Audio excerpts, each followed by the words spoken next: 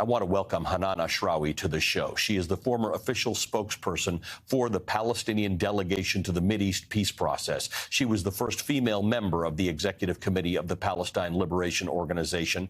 Hanan has received numerous awards for her work, including the Gandhi Award, the Sydney Peace Prize, and the Defender of Democracy Award. Hanan, it is good to see you again. We speak far too infrequently, and we only speak when things are very bad.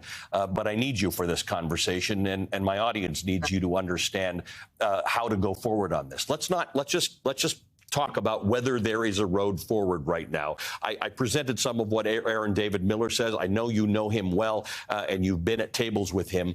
Tell me about this idea, or whether you have an alternative idea that results in peace and realization for Israelis and Palestinians.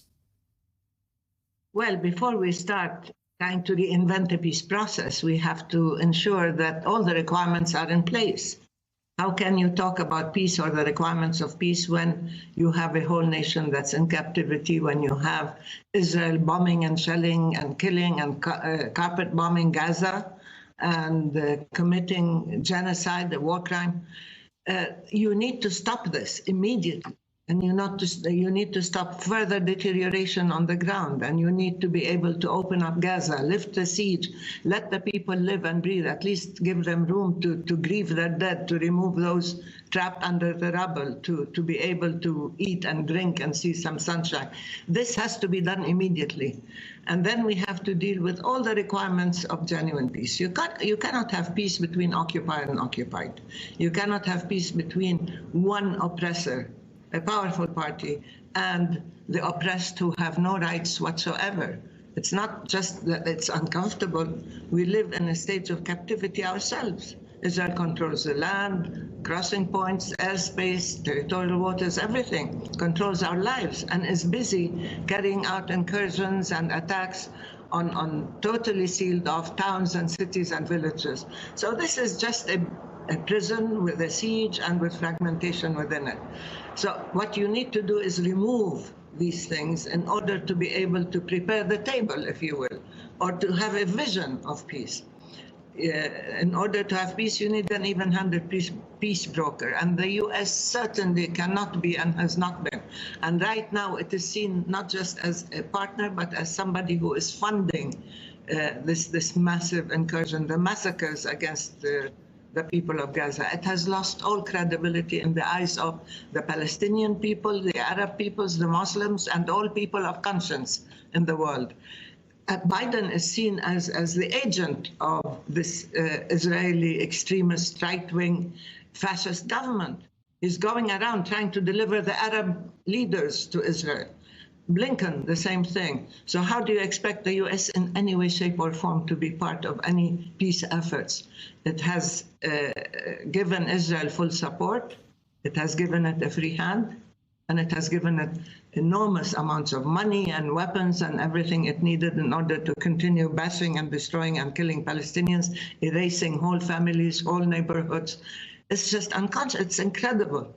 And then you need to be able to, once you do that, you need to be able to understand that without serious accountability for Israel, protection for Palestine, without adhering to international law and international humanitarian law, you cannot have peace. So there are all sorts of requirements. You can say, okay, we want the Arab regimes to do this or do that, but you will discredit them even further, because you have seen the gap between the people who are protesting, demonstrating, supporting Palestine, even in the US, in Europe, that they're being beaten up and imprisoned for defending Palestine or for advocating for Palestine.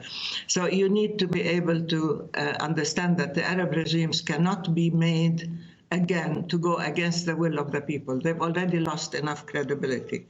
And the same thing with the Palestinian leadership. Yes, we need elections, but who stopped elections? It's not just Abu Mazen, it's not just Mahmoud Abbas who canceled or postponed elections. The Americans didn't want elections. They want their own people. This is an important point.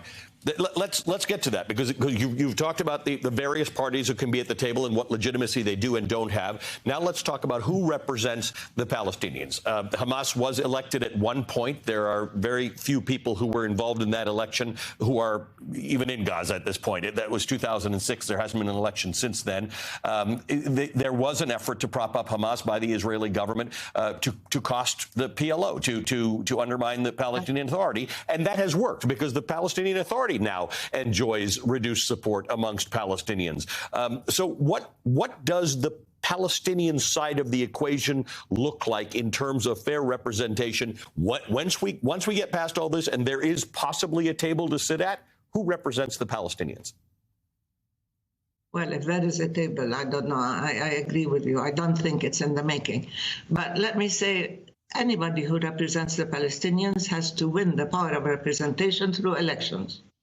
And you have to have free and fair elections.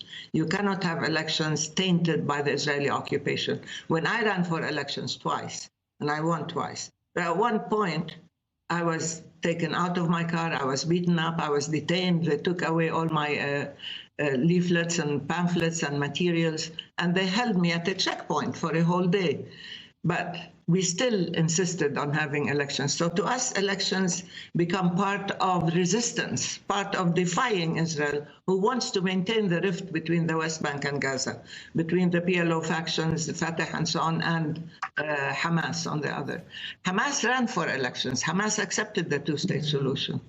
But at the same time, Hamas was labeled as a terrorist, and they're still labeling it as that, and even worse. And they didn't want to have elections just in case Hamas won again. Now, it's very hypocritical to say, yes, we want democracy, but you have to elect the people we choose, the people we like. Now, the reason Hamas became stronger was because the PLO agenda failed. The PLO committed itself to a negotiated settlement, committed itself to a peaceful settlement, committed itself to nonviolent resistance, recognized Israel, for heaven's sake, even without Israel recognizing our right to self-determination. That was all part of a very flawed peace process, which led us to where we are now. So, I mean, the thing is, if you want peace, you have to be consistent. You have to understand that Palestinians have equal rights, that we have the right not just to our elections, to our own self-determination, which is something Israel rejected, refused all the time. They say it openly, no negotiations. So where is the political will to have negotiations when all they want to do is have a free hand to continue with the Nakba, to continue with the disaster that began in 1947-48? Continued through 67, continued through several assaults on Gaza. And now they're trying to see the final chapter of al-Nakba, either by expelling all the Palestinians and taking part of the land or the whole land, or, as they said, either you accept defeat or you die. And the thing is, Palestinians aren't ready to accept defeat or to die. They will resist, and they want to stay on the land, and we want our own sovereignty, our own independence, our own freedom, our own right to self-determination. So let's see the people who want peace treat us equally, not dehumanization and demonization and erasure, actually. This is how Israel was created, through the dispossession of the Palestinians, expulsion of Palestinians through a series of massacres. And now it's being repeated. That same mentality that brought about this horrific situation prevails. Now, is somebody going to intervene and stop it? Or is the West going to pursue their colonial, post-colonial, settler colonialism and give Israel a free hand as well as full support to continue with this policy and this mindset? That is what is needed. Hanan Ashrawi, thank you for your time as always. Hanan Ashrawi is a former official spokesperson for the Palestinian delegation to the Middle East peace process.